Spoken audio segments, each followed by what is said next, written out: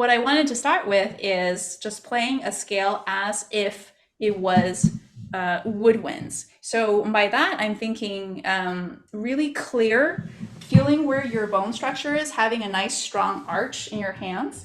So let's try woodwinds.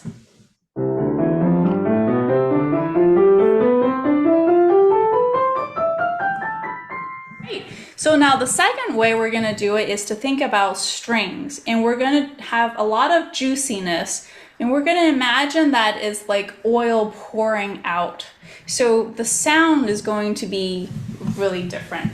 And if you feel like doing special effects like pedal, there's nothing wrong with that. So this is just about warming up our imagination. So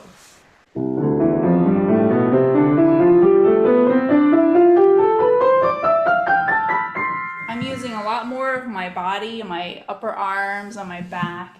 Everything is melting out. Okay, yeah, go ahead, try it. Good, good. Now the third way is we're just gonna do brass. So we're gonna do sustained, and so for that we're gonna just do chords. And I'll go to A major since that's what you're doing. So feeling like there's just infinite amount of air, like you're a big pipe organ, and it's full of presence and resonance.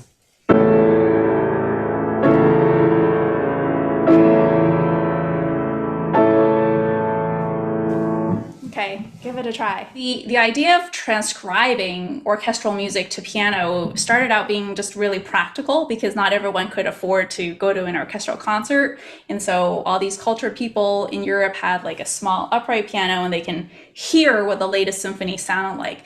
But it's really relevant for us now, even without that issue, even with great orchestral concerts, is that like when we're thinking about sound design and how we're going to approach something, we have the blueprint of the score, but that's like the bare minimum of information. And so as architects, we're trying to figure out what are all the possibilities for us to create something that we really are excited about, right? And so so that's what we're going to explore with this course, and a lot of that has to do with imagination. So the whole mind-body connection, how to get to something which is impossible, which is our trying to reproduce an entire orchestra on the piano is impossible, but we can get there from indirect means by kind of allowing our bodies to really imagine as if we're creating these different sounds that we just tried out, integrated into your daily practice. So as you're doing your scales, think of it with the addition of these instrumentation. And as you're doing arpeggios, you might try something different with the way that you're conceiving of the sound instead of just. All right, so now we're going to try a different kind of scale because we're going to have in orchestra different layers of instruments happening at the same time, right? So you have like the basses are doing pits, and then the flute is doing a legato line, and so on. And so the fun of doing orchestral reductions on a piano is you really decide how you're going to represent that kind of layering. So what we're going to try to do is the right hand is going to do a nice bow on the scale, and the left hand is going to do a pizzicato. So sound like this.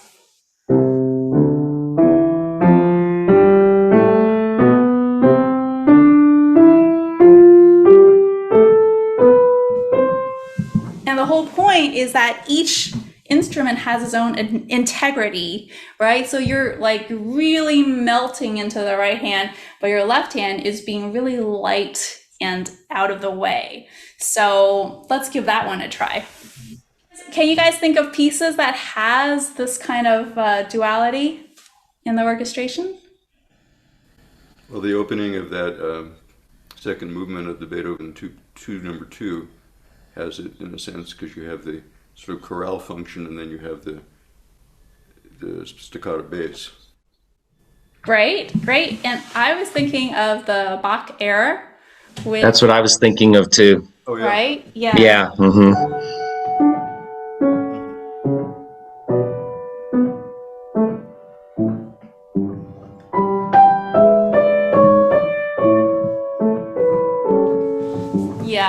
pianist who gets to do these multiple layers. So every week we would have like a page or less of piano music to learn, right? To try and analyze and practice.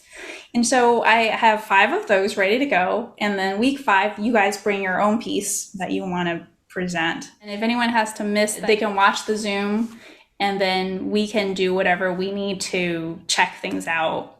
So week 5 is the contest rep, which is you play whatever it is you're working on and you present how you're going to integrate these ideas of, writing, deciding that this line is going to be the flute and that line is going to be the string, and tell us why. So whatever you guys are currently working on, I'd say like do something you already know. And again, short excerpt, less than a page. You get the excerpt, and then you decide your artistic vision for how you're going to orchestrate, and then you practice it a little bit so you can present. And then you go to flip.com and you can press that button, and you can try that now. As soon as you sign in, you can go and try it out, record something. All you do is press that button to get it started. And then when you're done, you finish the button. There's a 10-minute limit, so you can't go crazy on that. You can re-record, but you really don't need to. You can also, if you prefer to record it on your own phone, you can upload it from your phone as well. When you see the weekly check-in here, right? And there's a little camera icon. Oh, I see. There you go. So under video, you press the big round button. 3, 2, 1, go. Okay, I see it. Hi, this is a test. I'm doing my homework now. Blah, blah, blah, blah, blah. And then I press stop. And look, I'm all done. So then I go to next. Okay, and hi, this is a test. I'm doing my homework now. Blah, blah, blah, blah, blah. And then I press stop. Yeah. Okay. Now, all you do is post a topic. So post a topic, and it's going to upload the video, and then you're done. Post it, and then you go to the topic, and then now it's in there. So when I start doing weekly topics, it's going to go under, week 1, Bach or something like that. So if you wanted to use your own phone or iPad to record yourself, you can go to the topic, which let's just put something in here, the weekly check-in, go to the camera. And then here, you're going to see that there's an option to upload your own clip. So we're going to go in here and we're going to drag a video file, and then you're ready to post to topic. So uploading your video, wait for that to be done. Success in this is about discovering and just trying new ideas out.